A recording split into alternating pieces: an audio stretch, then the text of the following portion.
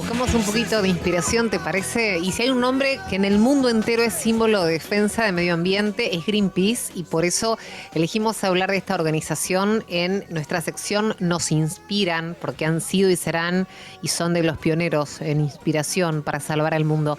Es un movimiento que tiene presencia en 55 países y que todos conocemos por sus campañas, por sus acciones en defensa del planeta. Y hoy queremos conocer un poquito más, y ya lo estoy presentando a Diego Salas, que es el director de programas de Greenpeace Andino.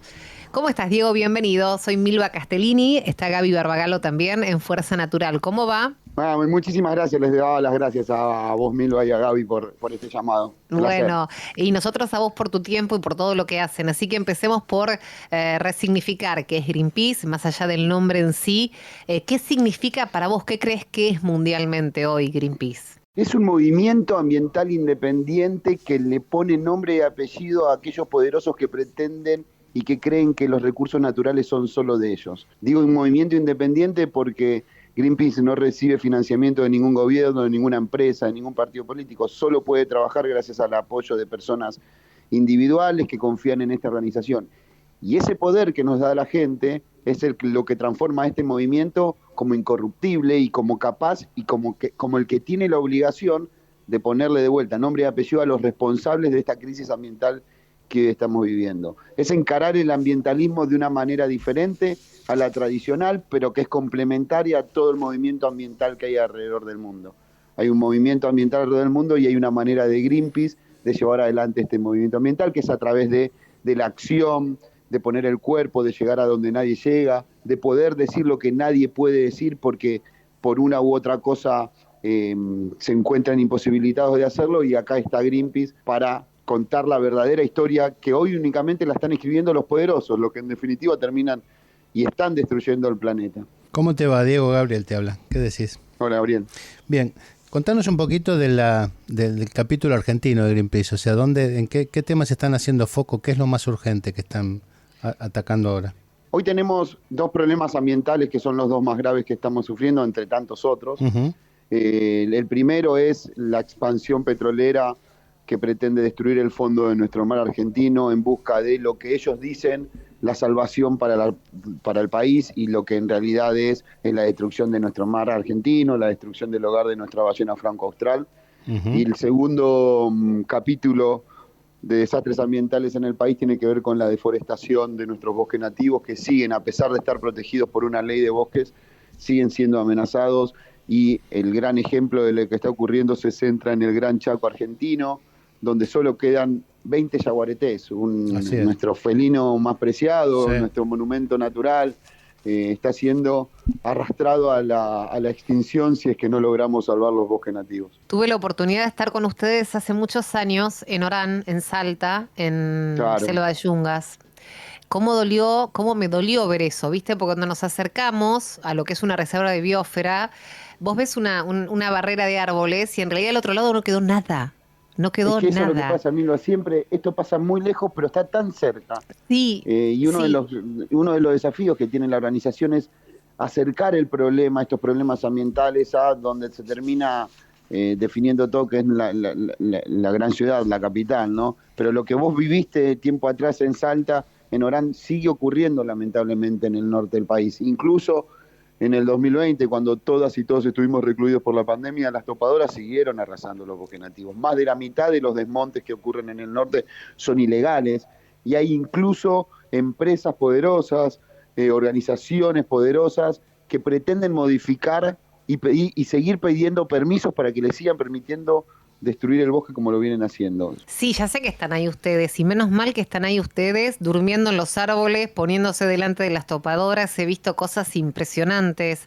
Diego, cuando estuve con gente de Greenpeace allí cubriendo en aquel momento un caso particular, pero como que vos decís, pasan los años y sigue vigente. ¿Cómo es que se permite esto? ¿Cómo es que no hay, o que hay un sector todavía de la sociedad y del poder político que no entiende que esto está mal, que nos va a hacer daño en serio? Y como ocurre en todos estos desastres, atrás de cada atentado ambiental lo único que se esconde es un negocio para unos pocos que lo consideran y lo ponen en la balanza y terminan decidiendo que es mucho más importante el negocio que la conservación del medio ambiente. Diego, y ahí está sí. donde entra el poder de Greenpeace, que se radica pura y exclusivamente en la gente. Yo Sí. esto no me voy a cansar de repetirlo porque es muy importante. Si nosotros podemos frenarnos adelante una topadora, si podemos ir a acampar y quedarnos durante días enteros, semanas enteras ahí, si podemos recorrer el mar argentino de norte a sur, lo podemos hacer porque hay gente que confía en la organización y que nos ayuda todos los meses con un granito de arena. Y porque hay gente que se suma a nuestras campañas y le exige a estos poderosos que dejen de hacer lo que están haciendo. Y parece romántico y parece utópico, pero ya hemos demostrado en más de una ocasión que el poder de la gente es el que realmente termina transformando la realidad. Así En el es. 2007, antes del 2007 se desmontaban el equivalente a 11 canchas de fútbol por hora, para que nos demos una idea. Repetilo, Gracias a perdóname, 1,5 repetilo. millones. Discúlpame, Diego, repetí ese dato, por favor.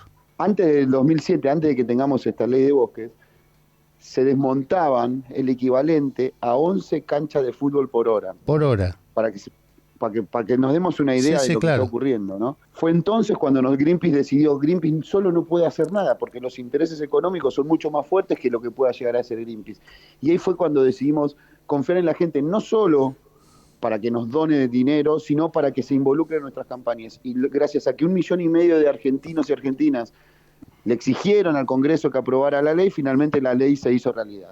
Es un claro ejemplo de que, y así como esos, hay muchísimos ejemplos. Lo que ha ocurrido en la costa atlántica durante este verano, en el movimiento del Atlanticazo, que se le llamó, en repudio y para evitar que se perforara el CAN 100, que es ahí a la altura de Mar del Plata, que se hagan pruebas sísmicas ahí, se detuvo gracias a la movilización de la gente. En Chubut la minería se detuvo gracias al involucramiento de la gente. Entonces Greenpeace lo único que hace y lo único que necesita es que la gente siga confiando en que el cambio ambiental, el cambio profundo, el cambio de verdad es posible y que esa fuerza es mucho más poderosa, valga la redundancia, que cualquier interés económico que hay, al menos cuando en temas ambientales hablamos. A ver, una pregunta para aclararle a nuestra audiencia, y vos lo vas a saber explicar. ¿Cuál es la diferencia porque la industria maderera sigue existiendo y, digamos, de hecho, las maderas se utilizan para un montón con mucha finalidad?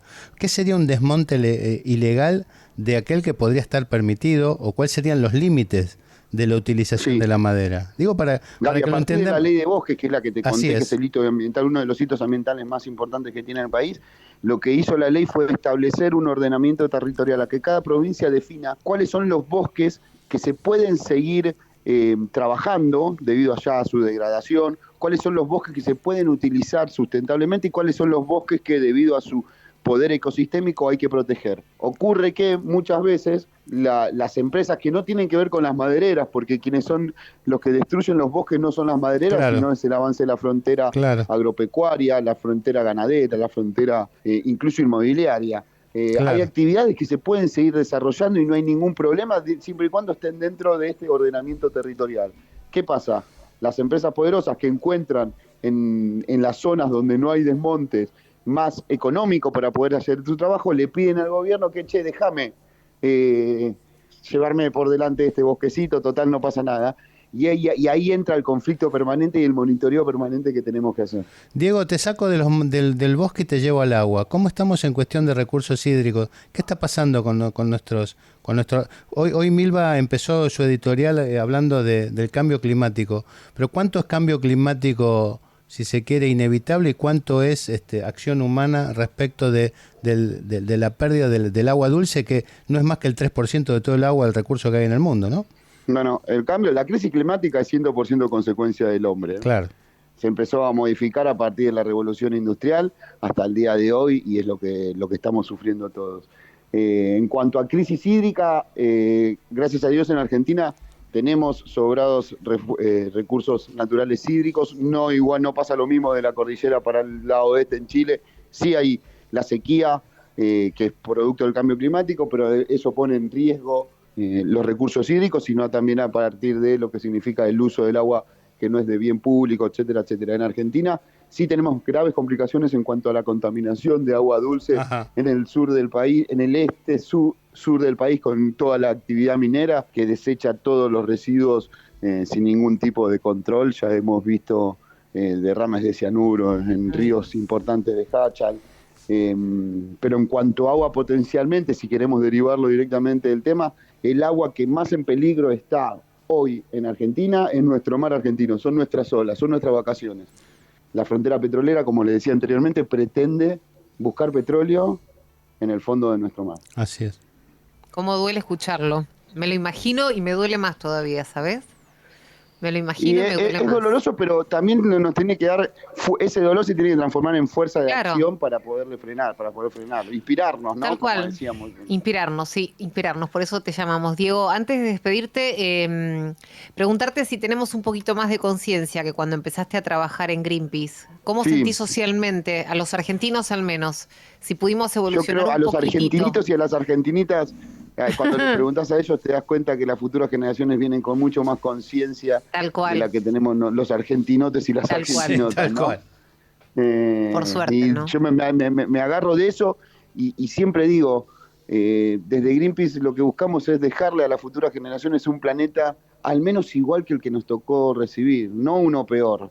Pero para eso tenemos que trabajar mucho. No dijimos uno mejor, ¿no? Porque mejor es muy difícil, pero al menos uno igual. Tal cual. Por Bien, ellos y por que ellas. no es poco. Diego Salas, un abrazo muy grande. Gracias por habernos atendido y haber conversado con nosotros en Fuerza Natural. Por favor, y gracias por tu pasión, Diego. Gracias por tu pasión, contagia. Era Diego Salas, director de programas de Greenpeace Andino.